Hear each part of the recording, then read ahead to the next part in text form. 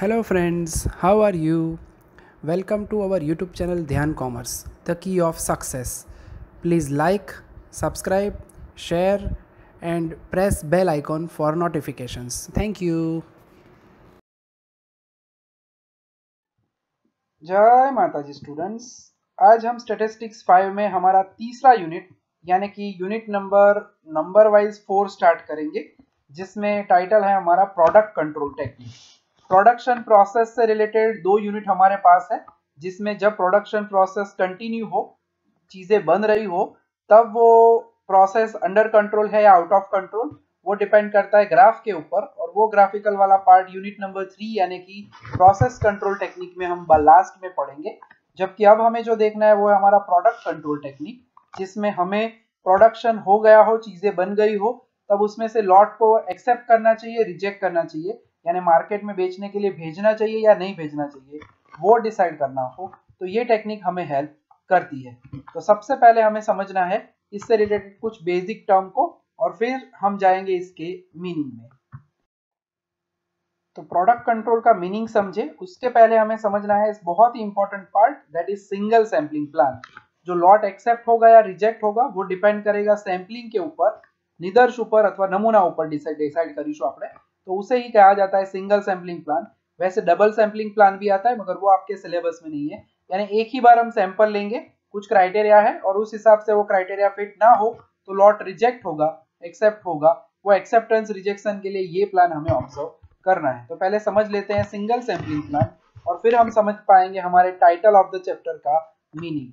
तो इसमें हमें याद रखना है कि in a single sampling plan the decision regarding acceptance और rejection of the lot is taken from the result of the inspection of a single sample drawn from the lot। यानी जो भी लॉट हमने लिया हुआ है, जितने भी यूनिट्स है, उसमें से एक सैंपल लिया जाता है, उसके हिसाब से एक्सेप्ट या रिजेक्ट किया जाता है। और वो कैसे किया जाता है वो समझ लेते हैं थोड़ा सा part. That the sampling plan is symbolically denoted by capital N, small N and C. Capital यानी लॉट साइज, स्मॉल एन यानी जो हमने अभी अभी कहा सैंपल साइज, एंड सी यानी उसे हम कह सकते हैं एक्सेप्टेंस नंबर। तो अब इसी पार्ट को अब डिटेल में समझ लेते हैं कि in a single sampling plan a random sample of size small n from a lot size capital N is drawn. All the units of the sample are inspected and number of defective items, that is small d, is found out. This number is compared with an acceptance number, जिसे हम C कहते हैं, C decided in advance। पहले से हमें पता fix रखा जाता है कि चीजें अगर डिफेक्टिव निकलेगी, इतने नंबर ऑफ यूनिट्स निकलेगी तो चलेगा, उससे ज्यादा हो तो हम लॉट को रिजेक्ट करेंगे। यानी D एंड C का कंपैरिजन मेन रहता है। और वो कंपैरिजन कैसे होगा, तो naturally if defective items is less than equal to acceptance number, that is D less than equal to C, then the lot is accepted, otherwise it should be rejected। Otherwise means if D defective items is greater than acceptance number, then the lot is rejected। ये general part है, समझ में नहीं आता, feeling नहीं आती, तो एक एग्जांपल का इस्तेमाल करके हम यही पार्ट को समझेंगे। यानी फॉर एग्जांपल SSP यानी single sampling plan 1103 can be explained as follows. यानी 1103 ये प्लान है, प्लान का नोटेशन ऊपर हमने ऑब्जर्व किया है। समझ लेते हैं अब इसे, एग्जांपल के साथ समझेंगे तो ज्यादा समझ में आता है। शॉर्ट नोट में पूछा जाता है ये single sampling plan. In the lot of 1000 unit, sample of 100 unit is taken, and if the number of defective units, that is D, in the sample is 3 or less than 3, then accept the lot। यानी number 1 condition जो हमने बोला था, D less than equal to 3 कह सकते हैं। and if D is greater than 3, यानी if it is more than 3, then reject the lot। यानी मेनली डिपेंड करता है, D जो है वो डिपेंड करेगा C के ऊपर। यानी 3 से कम हो तो एक्सेप्ट किया जाता है, 3 या 3 से कम, 3 से ज्यादा हो तो रिजेक्ट किया जाता है। यानी एक्सेप्टेंस और rejection is made on the basis of sample inspection. ठीक है, तो अब इसी से रिलेटेड अब हमारा जो मीनिंग है वो समझना है। Meaning of product control technique, दूसरा नाम है लॉट कंट्रोल टेक्निक, एंड पुराने जमाने से ये नाम एक्सेप्टेंस सैम्पलिंग के नाम से फेमस है, तो एक्सेप्टेंस सैम्पलिंग भी कह सकते हैं। तो अब इसका मीनिंग मोस्ट टाइम पे रहता है चैप्टर में, और इसके साथ एडवांटेजेस ऑफ एक्सेप्टेंस सैम्पलिंग भी पूछा जाता है। तो मीनिंग समझ लेते हैं। The process of deciding about acceptance or rejection of the lot depending on sample inspection is called acceptance sampling or lot control technique or product control technique। ठीक है, यानी बेसिक कॉन्सेप्ट है, इसीलिए हमने पहले सिंगल सैम्पलिंग प्लान समझा है और उसके बाद हमने समझा हमारे टाइटल ऑफ द चैप्टर का मीनिंग। अब जो हमारे क्वालिटी कंट्रोल है वो दो हिस्सों में बटा हुआ है, एक है प्रोसेस कंट्रोल, दूसरा है प्रोडक्ट कंट्रोल। तो क्वालिटी कंट्रोल में प्रोसेस कंट्रोल का मीनिंग जो है वो थोड़ा सा हम यहाँ पे समझ लेते हैं। वैसे यूनिट नंबर 3 में समझा ही हुआ है, मगर एज अ डिफरेंस भी पूछ सकते हैं या आपको पूछा जाए तो क्वालिटी कंट्रोल के दो हिस्से क्या है। तो this is concerned with controlling the quality of the goods manufactured in the process of production, यानी जब भी चीजें बन रही होती है तब ये पार्ट इंपॉर्टेंट रहता है, यानी कि process control detects whether process is under control or not, and if the process is not under control, steps can be taken to improve the standards of the process। ठीक है, यानी अगर under control नहीं है तो उसे control में लाने के लिए प्रोसेस की जाती है, यानी अगर शॉर्ट में कहे तो एक लाइन में कहना है तो control when the production process is going on, that is process control. यानी we can say that process control is nothing but it is when the production process is going on. जब चीजें बन रही होती है तब जो टेक्निक यूज की जाती है उसे कहा जाता है प्रोसेस कंट्रोल। और दूसरा हिस्सा है क्वालिटी कंट्रोल का, उसे कहा जाता है प्रोडक्ट कंट्रोल। ठीक है, और प्रोडक्ट कंट्रोल में तो हम कह ही चुके हैं पहले ही, मीनिंग भी अभी समझ लिया।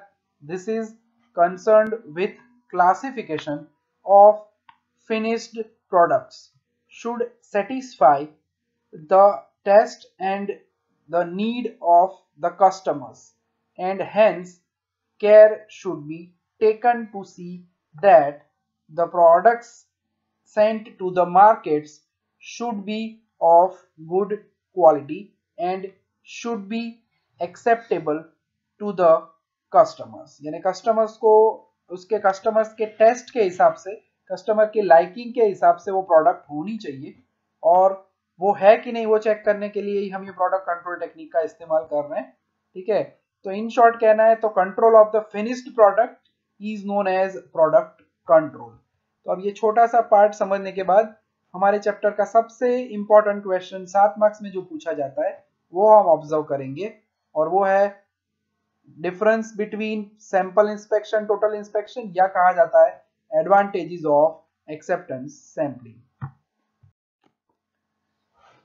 तो जैसे कि अभी हमने कहा क्वेश्चन किस तरह से पूछा जाता है, तो क्वेश्चन पूछा जाता है explain the difference between lot inspection and sample inspection, या total inspection and sample inspection, या चैप्टर के हिसाब से कहे तो कई बार ये पूछा जा चुका है कि give the advantages of sample inspection. ठीक है, या एक्सेप्टेंस सैंपलिंग, या प्रोडक्ट कंट्रोल टेक्निक, ऐसा भी कह सकते हैं। ठीक है, जिसमें 5 छोटे छोटे पॉइंट्स हमें दिए गए हैं।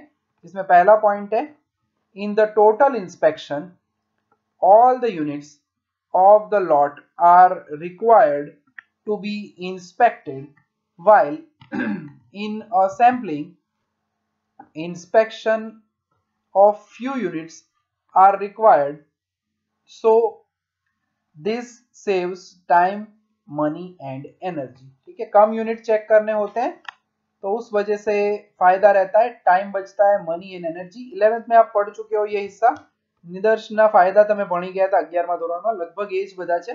ठीक है, सैम्पलिंग के आप बेनिफिट्स देख चुके हो, एडवांटेजेस 11th स्टैंडर्ड में वही पॉइंट्स आप है, 11th की बुक चेक करोगे तो इसमें से 3-4 पॉइंट्स वही दिखेंगे। सेकंड नंबर का पॉइंट जो है वो कहता है the total inspection becomes tedious, tedious એટલે કંટાળાજનક, hence the required level of accuracy cannot be maintained, यानी कि टोटल इंस्पेक्शन में एक्यूरेसी मेंटेन नहीं होती है। इन sample inspection the expected standard of accuracy can be maintained. ठीक है, यानी एक्यूरेसी मेंटेन हो सकती है। सेकंड पॉइंट में आप ऐसे याद रख सकते हो। थर्ड नंबर का जो पॉइंट है वो हमें कहता है sometimes the items are required to be destroyed during inspection and this is possible only in sampling inspection, sample inspection. यानी उन्होंने जो कहा है ये आधा अधूरा पार्ट है। 11 में एक एग्जांपल दिया जाता था कि अगर बल्ब बनाने वाली कोई भी कंपनी है तो एक साथ सभी बल्ब को टोटल इंस्पेक्शन नहीं करती, क्योंकि अदरवाइज आधे बल्ब तो वहीं पे खत्म हो जाएंगे, तो उस वक्त सभी बल्ब का टेस्टिंग पॉसिबल नहीं होता। इसीलिए क्या होता है, सैम्पलिंग करते हो तो कुछ बल्ब अगर डिफेक्टिव है तो आप डाल सकते हो वेस्टेज में, यानी डस्टबिन में डाल सकते हो। तो उस कंटेक्स्ट में ये कहा गया है यहाँ पे। बाकी टोटल इंस्पेक्शन अगर किया जाए तो भी आप डिस्ट्रॉय तो कर ही सकते हो, बट उन चीजों में टोटल इंस्पेक्शन पॉसिबल नहीं होता। ऑल्दो हम जब भी बल्ब लेने जाते हैं शॉप में तो हम चेक करके ही बल्ब लाते हैं, ठीक है, मगर उसमें भी अगर डिफेक्टिव निकले तो फिर वो डिस्ट्रॉय कर सकता है शॉपकीपर, उसका कोई प्राइस हमें या शॉपकीपर को देना पड़ता नहीं है, ठीक है। तो ये तीसरा पॉइंट हुआ जो कि कनेक्टेड है। चौथा point, as the number of units are to be inspected is less in sample inspection, कम यूनिट इंस्पेक्शन करना पड़ता है, so experience and expert persons can be employed for the inspection work. Experience और expert person को बुलाना है तो उनको कम यूनिट चेक करने के लिए आप बोल सकते हो। ऐसा नहीं कह सकते कि 1000 यूनिट है तो 1000 के 1000 यूनिट आप चेक करके हमें सिखाओ, ठीक है। तो चौथा पॉइंट है ये। आखिरी पॉइंट है हमारे एडवांटेजेस में कि in total inspection all units are to be examined and hence there are more chances of error, while in sample inspection these chances are less। sample inspection में जो chances है वो क्या हो जाते हैं, error के कम हो जाते हैं। तो one kind of comparison अगर आप देखना चाहो तो accuracy, यानी accuracy वाला जो second point था वो और 5 नंबर का point almost same है, उसमें accuracy का और इसमें error का, ठीक है। तो almost same ही चीज समझाने का ट्राई किया जा रहा है, so therefore sample inspection is better। तो अब सबसे इंपॉर्टेंट पार्ट यानी कि एग्जांपल्स में जो हमें यूज करना है वो है एक्सेप्टेंस रिजेक्शन के लिए हम प्रोबेबिलिटी का इस्तेमाल करेंगे, क्योंकि इंस्पेक्शन का सैंपलिंग करेंगे तो उसका एग्जैक्ट डेटा तो मिलना मुश्किल होता है।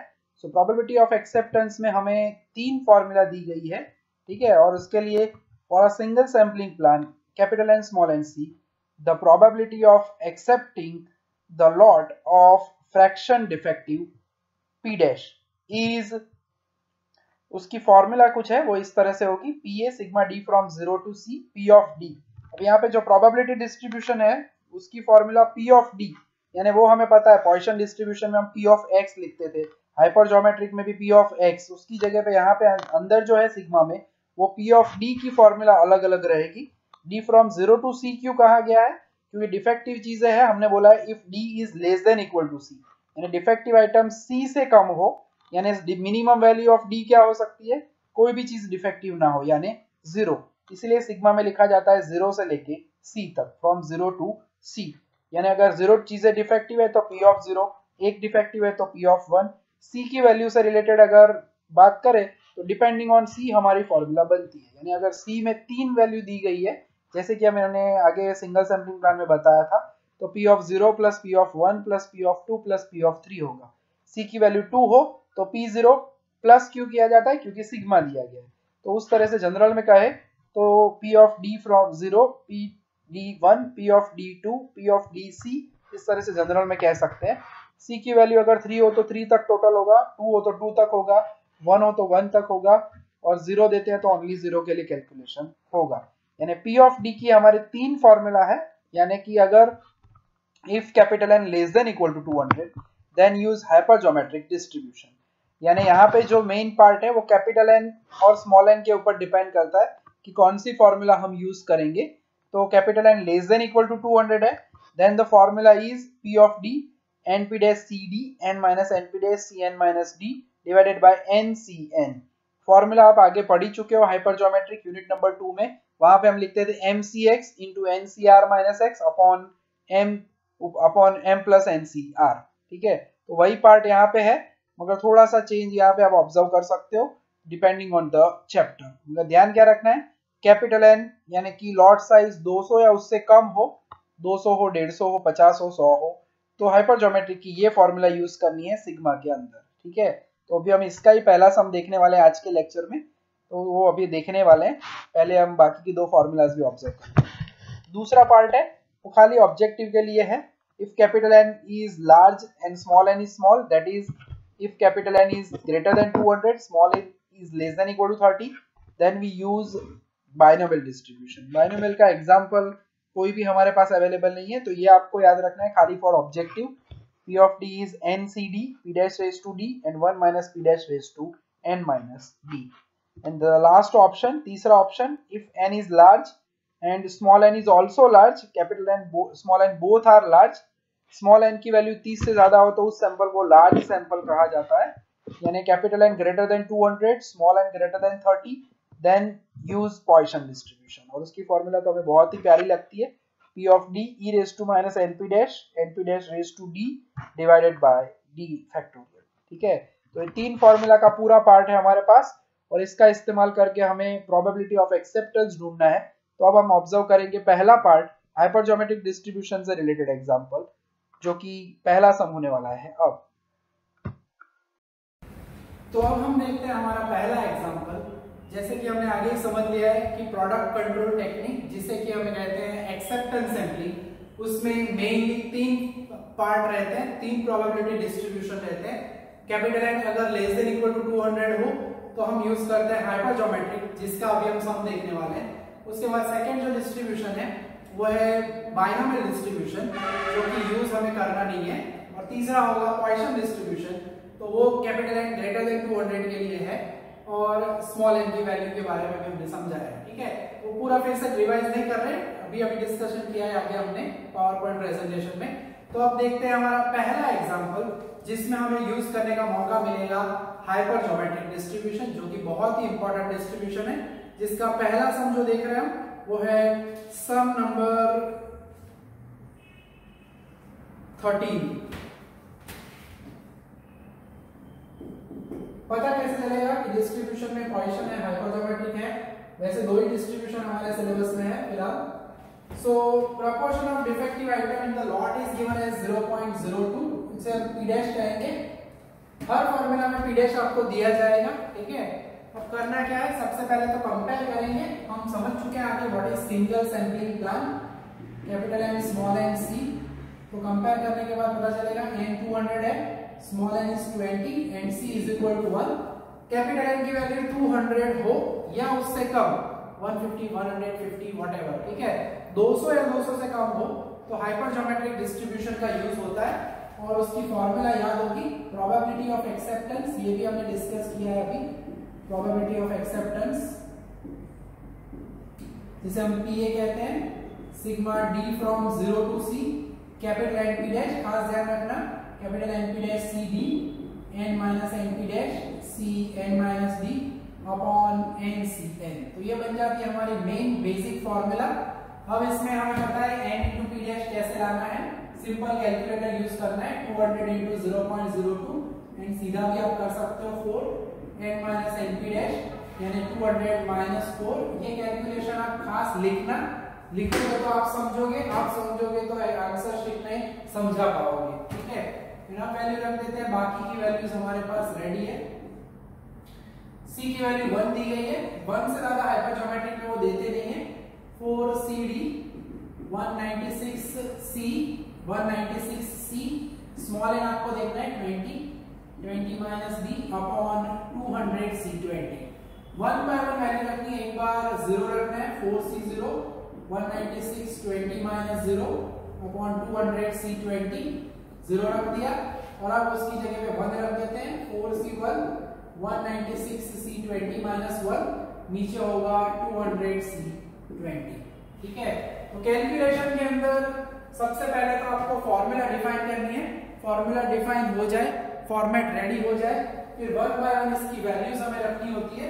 4c0 यानी 1, दिस इज 196c20, नीचे होगा 200c20 plus this is 4c1 यानी 4, 196c90 एंड नीचे अगेन रहेगा 200c20। ठीक है, तो अभी तक हमने कोई सिंप्लीफिकेशन नहीं दिया है। यूनिट नंबर 2 के अंदर हमें पता है हम कैलकुलेशन करते थे, उस वक्त ये NCR वाली फॉर्मूला आ चुकी है आगे। NCR यानी मैं यहाँ पे साइड में दिखाता हूँ NCR की formula, n factorial r factorial n minus r factorial. Unit number 2 में આપણે જોયું હતું हाइपरजोमेट्रिक डिस्ट्रीब्यूशन। मैंने कहा भी था हाइपरजोमेट्रिक एंड पॉइसन हमें लास्ट यूनिट में हेल्प करने वाले हैं। ठीक है, और वो हेल्प का वक्त आ चुका है। इनका इस्तेमाल करना है 1 by 1 सभी की जगह पे, ऊपर वाला n नीचे वाला r, 196 n है, r होगा 20, यानी 1 की तो वैल्यू रखने की जरूरत नहीं है, 196 फैक्टोरियल 20 फैक्टोरियल, ठीक है, 196 20 और n माइनस r करना है, and 196 माइनस 20 करना है सीधा, वो होगा 176 फैक्टोरियल, ठीक है। क्या किया, n एंड r, n यानी 196, r यानी 20, फॉर्मूला रख दिए, नीचे 200 से 20 है, वैसे ही 200 n की जगह पे रखो, r की जगह पे 20, 200 माइनस 20 180। वैसे ही आगे बढ़ते हैं, ये हिस्से को भी हम सिंप्लीफाई करेंगे, 4 को भूल मत जाना, 196 और 19 है अब, यानी 196 फैक्टोरियल नीचे 19, 196 माइनस 19 करते हैं तो 177 आएगा, ठीक है। यहाँ पे 76 है तो यहाँ पे 77 ही आता है अल्टीमेटली, कैलकुलेशन आप देख सकते हो फॉर्मूले में रख के। सो 200 फैक्टोरियल, बाकी का हिस्सा यहाँ पे वही रहेगा 20 एंड 180 फैक्टोरियल। डिनोमिनेटर न्यूमरेटर में जाता है, छेद अंश में जाए, सिंप्लीफाई करेंगे अब। सो पलट जाता है ये पूरा हिस्सा और पड़ोसी वाला भी, 4 को मत भूलना।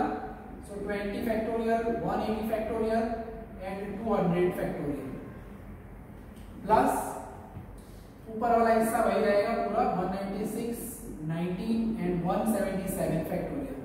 ये पलट जाएगा ऊपर, यानी 20 फैक्टोरियल, इसके साथ आएगा 180 फैक्टोरियल और होल डिवाइडेड बाय आएगा 200 फैक्टोरियल, ठीक है।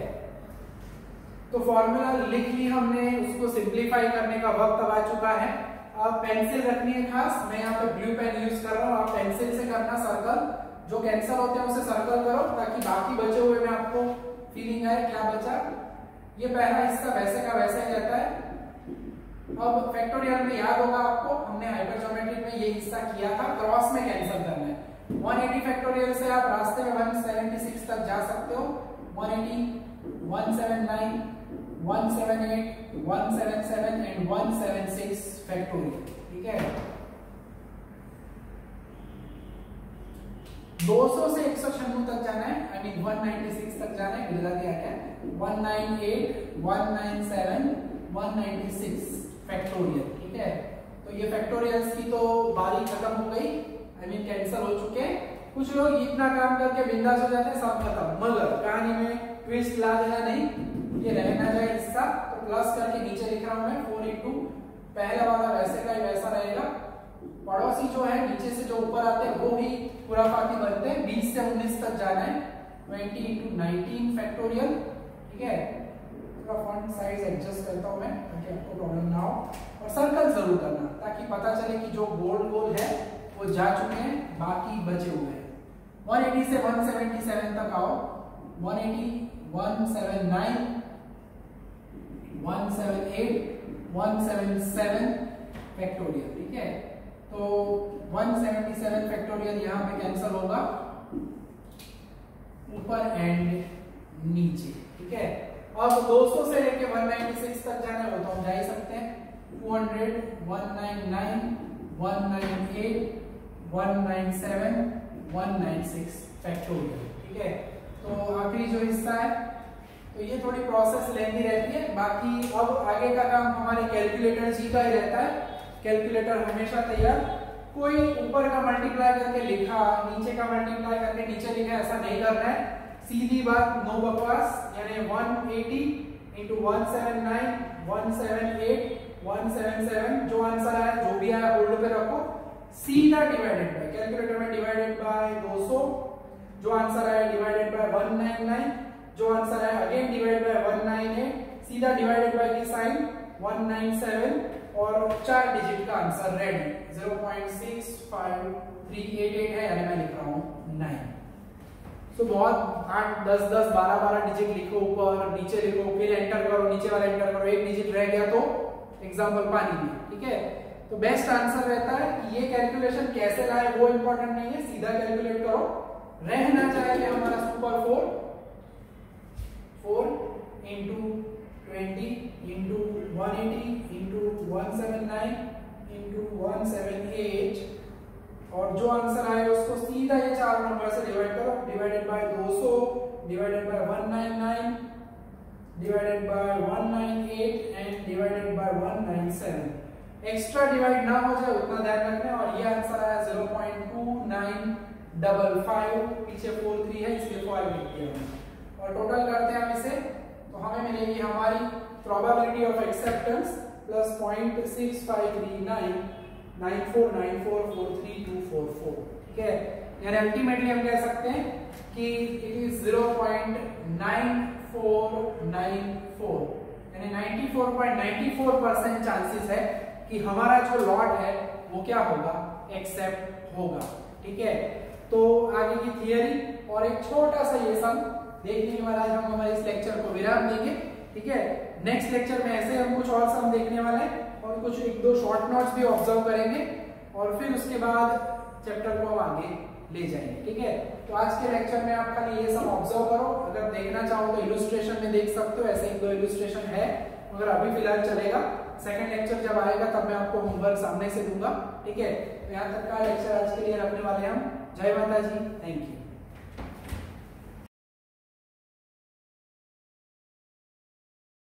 Please like, subscribe, share and press bell icon for notifications.